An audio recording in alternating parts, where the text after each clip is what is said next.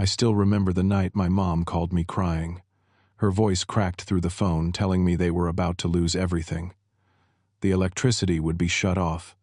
The bank was threatening to take their house. I did not hesitate. I sent $5,000 that same night because that is what a good son does. 2 days later, I opened Facebook and saw my parents holding cocktails on a Caribbean beach, smiling like they had not a care in the world. Before we get into this story, let me know where you are watching from in the comments. If you have ever been deceived by someone you trusted, completely hit that like button.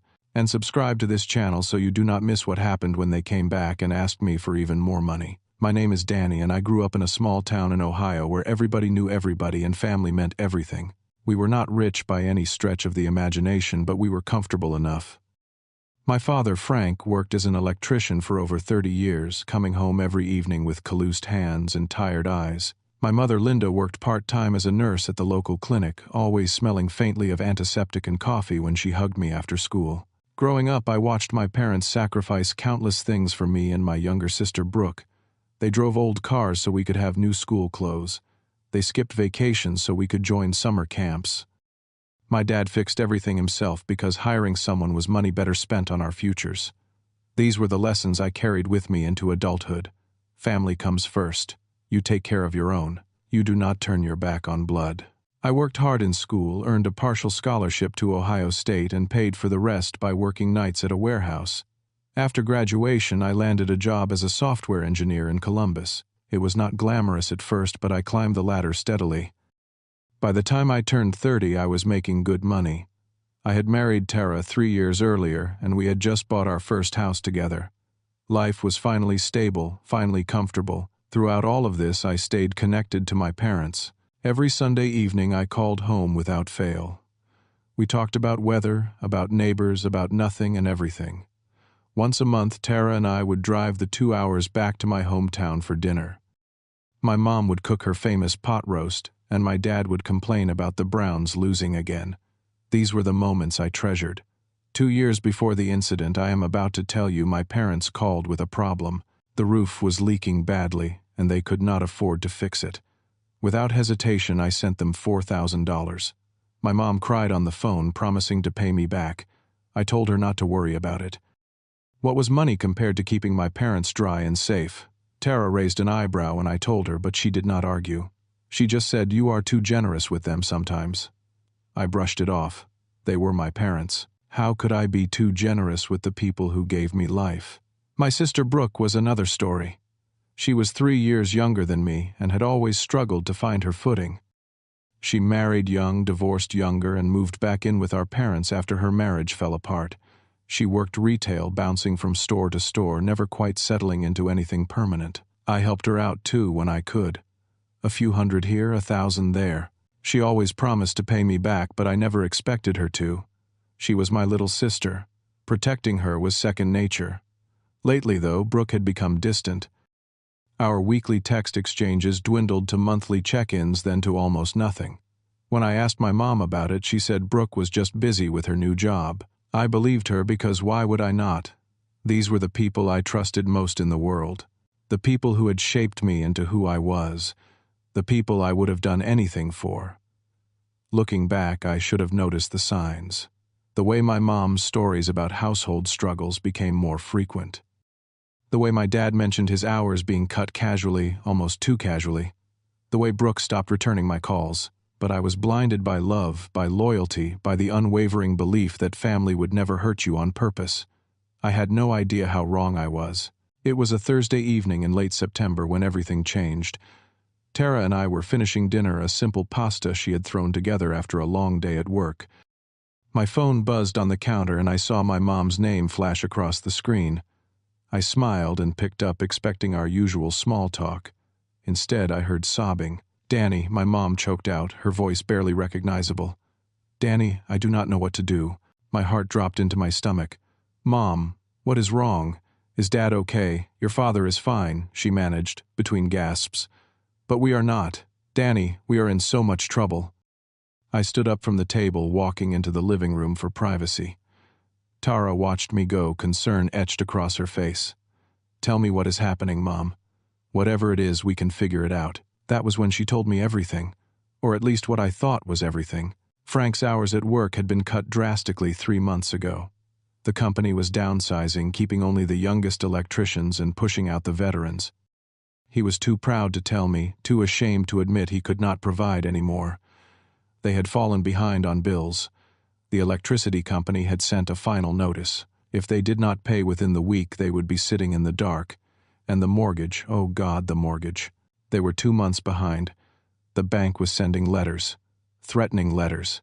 They could lose the house, Danny, the house where you grew up, the house where all our memories live. I listened in silence, my free hand clenching into a fist.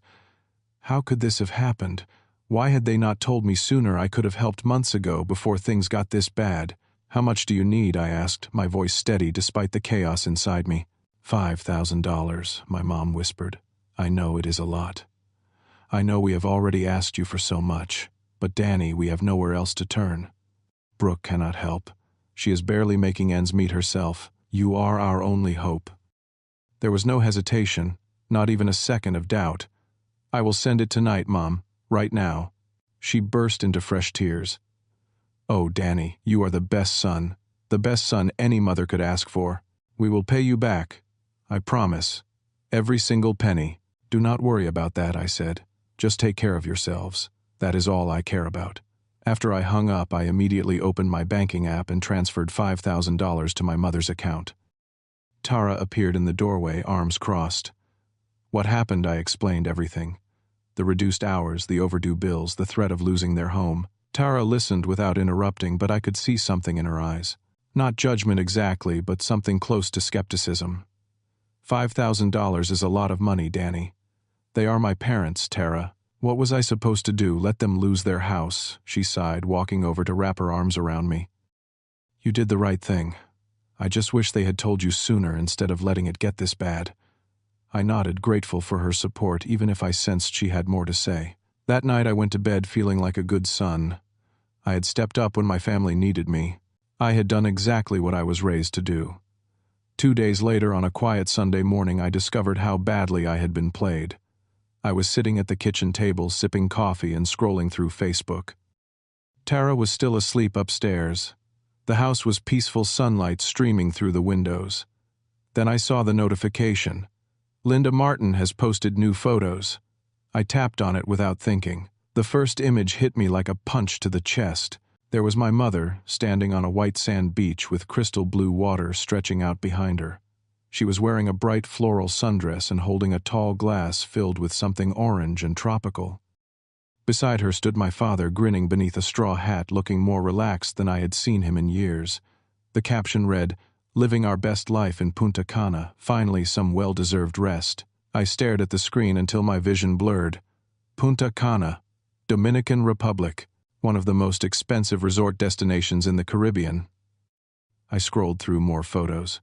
My parents at a fancy dinner, plates of lobster in front of them. My parents by a massive pool, drinks in hand. My parents on a catamaran, the ocean sparkling around them. My hands started shaking. I checked the date on the post. Today. They had posted these photos today, which meant they were there right now, right this very moment, while I sat here processing the fact that I had just sent them $5,000 to keep the lights on. Tara came downstairs a few minutes later and found me frozen in my chair, phone still clutched in my hand.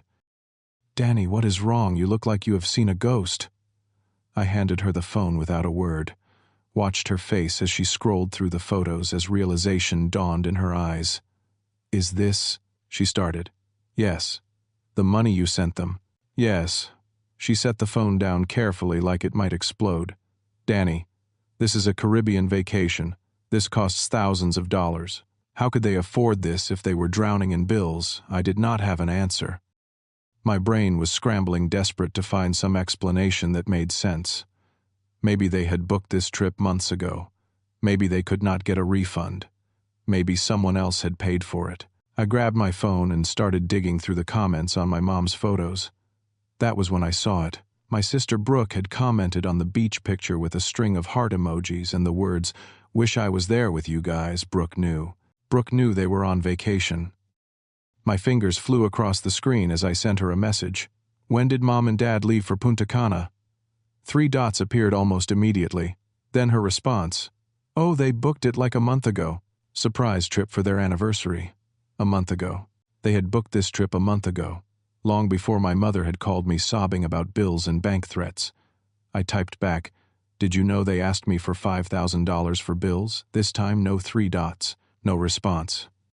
I tried calling her. Straight to voicemail. I called again.